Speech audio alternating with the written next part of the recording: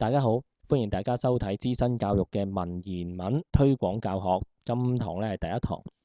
喺開始之前咧，我想講下點解我會錄呢個嘅文言文推廣教學呢。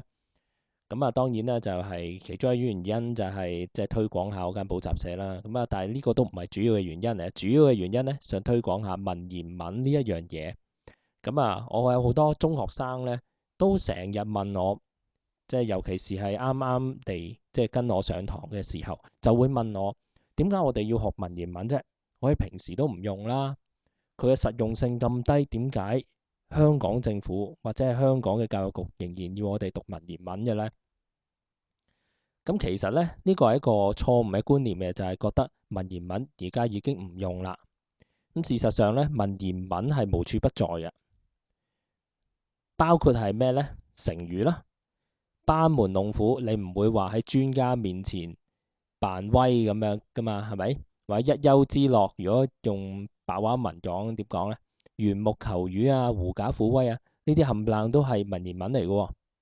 另外啦，對聯一定係文言文啦。你有幾可喺春節嘅時候見到人哋門口寫住嗰對聯係用白話文寫嘅？我都唔知點寫啊！即係咩啊？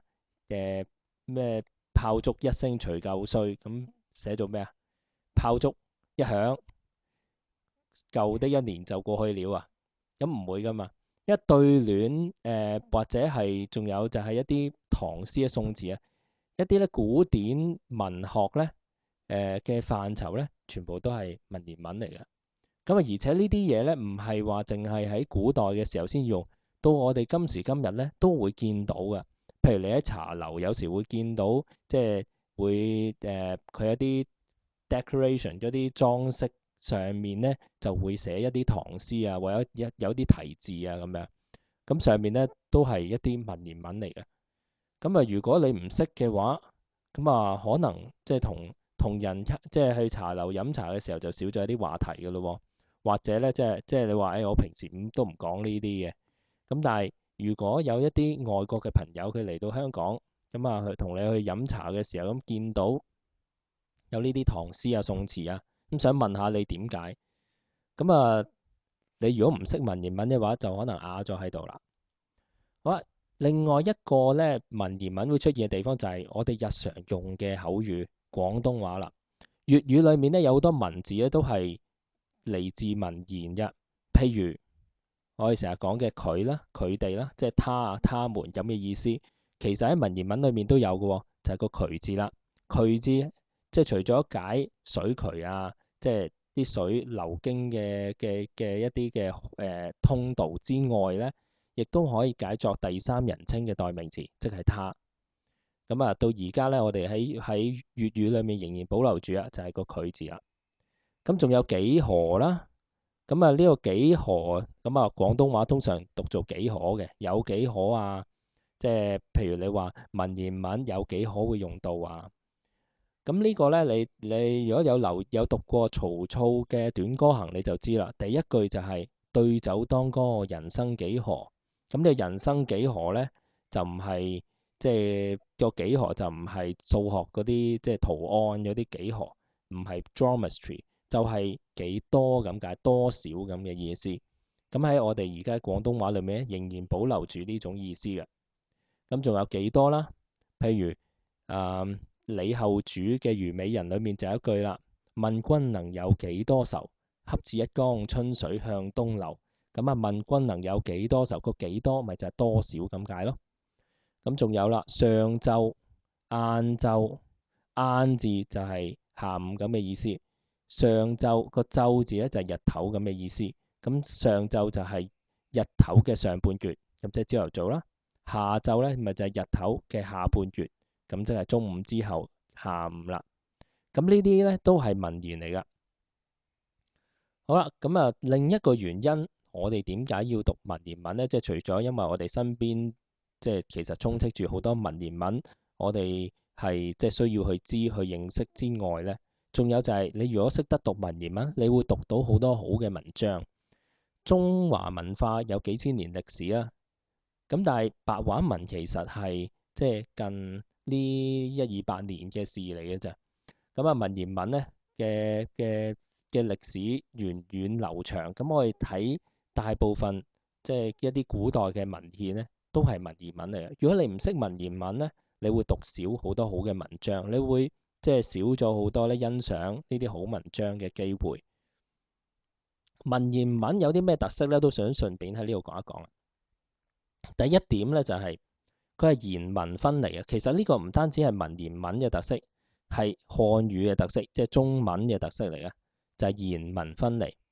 我講緊廣東話啦，但我寫出嚟嘅文字咧，對於一個講普通話嘅人嚟講咧，係冇任何障礙，佢都會睇得明嘅。或者一個人佢係講客家話嘅，都唔會有問題嘅。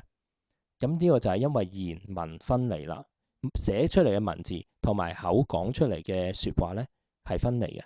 所以文字咧本身就有一套嘅系統，係一套表意嘅系統，咁係可以讓人明白。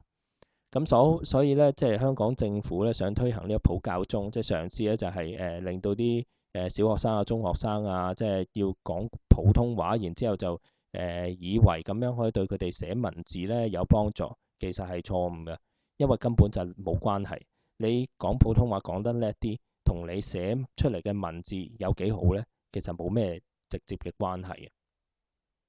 咁啊，第二個原因咧就係行文簡練。第二個特色咧就係行文簡練啦。咁因為咧喺古代嘅時候，紙啊、墨啊、筆啊冇而家咁普及啦，甚至喺漢代之前咧未有紙添。咁啊，所以咧即係書寫工具嘅限制咧，就令到作者咧一定要用少啲字，而且咧喺冇乜機會可以人人都寫到字啊。有方法可以有書去記錄低之前呢，咁啲人點樣去記住啲文章就係靠背嘅。咁你梗係要寫得精煉一啲，同埋易讀，有節奏感，容易背，咁啲人先至會背到，先至會流傳得到噶嘛。咁如果你即係用白話嘅話，即係去話寫到好長嘅話，咁啊人哋又點能夠可以背得到呢？咁背唔到啦，自然就嗰篇文章就會流傳唔到。咁就會失傳啦。好啦，咁啊，所以咧睇文言文咧，你就會睇到一啲好優美、好多優美嘅字句，就係佢用，你會睇到一種藝術同埋實用嘅結合。佢會咧將作者能夠將佢想要表達嘅意思，透過好精煉嘅文字嚟到表達出嚟。咁呢一樣嘢咧係我哋即係就算我哋而家日常寫白話文都好咧，都需要去學習嘅。好啦，言歸正傳，我哋睇翻今日篇文章《王者何貴》。咁呢篇文章咧就係出自劉向嘅《說苑》嘅，咁係記述咧齊桓公同管仲嘅一番對話。咁好短嘅啫，100零字到嘅啫。咁啊，齊桓公問管仲曰：齊桓公係邊個咧？就係春秋五霸之一，佢姓姜，名小白。咁啊，齊桓公就問管仲，管仲就係佢嘅相嚟嘅，即係佢嘅宰相啦。咁啊，問管仲就話啦：王者何貴？佢話做王者有啲乜嘢需要珍視重視嘅咧？咁呢個貴字咧就唔係形容詞嚟嘅，就係動詞嚟嘅，即係咩咧？認為乜乜乜寶貴咁嘅意思，或者係重視咁解。個王者應該重視啲咩啊？曰貴天。咁啊，管仲就話要重視天。咁啊，桓公咧俾佢 fit 咗啦，就真係岳高頭望下個天。管仲就話唔係，佢話咩咧？所謂天者，非為蒼蒼茫茫之天也。所謂天者就唔係講緊蒼蒼茫茫嘅天，蒼就係解藍色咁解，即係所以我哋會講蒼天啊、青天啊，呢啲都係解藍色咁解。譬如台灣嘅國旗青天白日滿地紅旗，咁嗰個青天白日點解會青天白日滿地紅呢？咁嗰個青天就係指藍色啦。咁啊，青蒼都係解作藍色咁解。茫就係指廣闊到一望無際咁嘅樣。咁蒼蒼茫茫夾埋咧就係指咧一片藍色一望無際咁嘅意思啦。就唔係講緊即係藍色一片一望無際嘅天。咁係咩咧？軍人者以百姓為天。佢話統治人嘅人。嗱，我講多次啊，咁呢個君咧就係指做人，係做君主咁嘅意思，咁係動詞嚟嘅，就唔係名詞。咁佢係名詞作動詞用，做君主咁嘅意思。所以君人者咧意思即係做人哋君主嘅，要以百姓為天。百姓與之則安，附之則強，非之則危，背之則亡。嗱，你聽到呢度其實讀起上嚟咧係好順暢嘅。咁呢個就係文言文嘅其中一個特色啦，順即係好鏗鏘易讀易背。佢話百姓與之則安，佢話百姓如果認同佢親附佢嘅，佢就會安定啦，即係佢個政權就會穩定啦。附之則強，附係輔助咁解。如果百姓幫佢嘅話，國家就會富強。非之則危，咁呢個非咧就係批評非議咁解，即係責難。如果百姓責難佢、責備佢，咁啊當然就係嗰個君主做咗啲衰嘢，咁先至會責備佢啊，去批評佢啦、抗議佢啊咁樣啦。咁啊，如果百姓去非議佢嘅話，咁佢嘅政權就有危機。背之則亡，如果百姓背棄佢咧，佢就會滅亡啦。詩云，咁佢都係仲引《詩經》嘅説話嚟到去解釋。詩云：仁而無良，相怨一方。仁而無良嘅人咧就唔係泛指所有人，喺呢度咧，喺呢個語境底下咧就係指統治者咁解。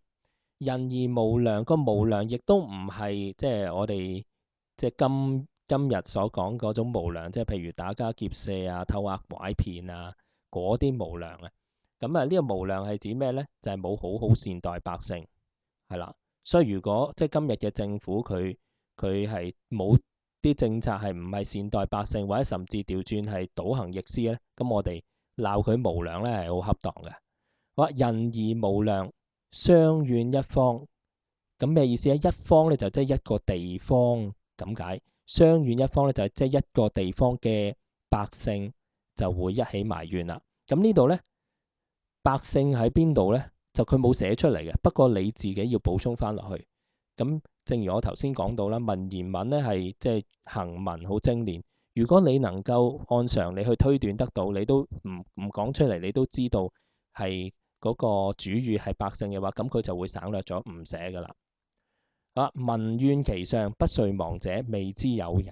佢話咩咧？人民怨恨佢上面嘅統治者，不遂亡者，個遂係最終咁解。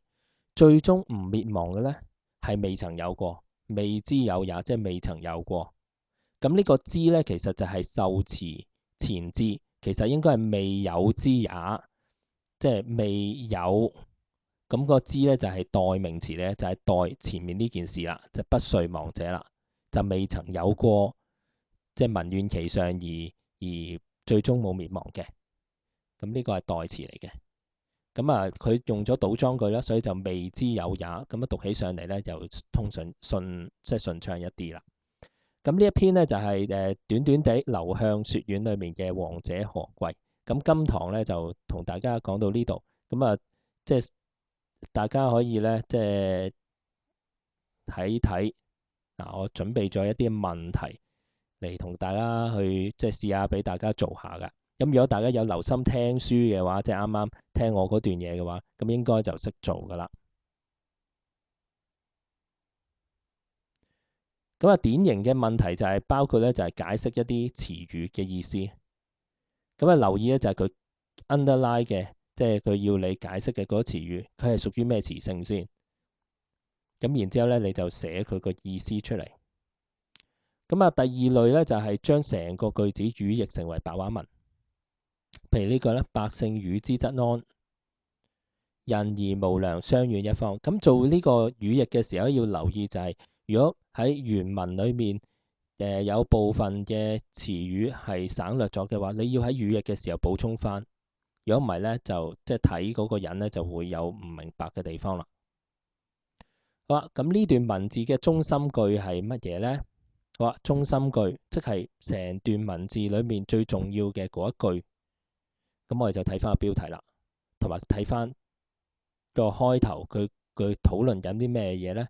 就係討論緊王者何貴。咁對於呢個問題，嘅答案係邊一句呢？就係呢一句啦。君仁者以百姓為天，所以王者何貴啊？兩個字，百姓。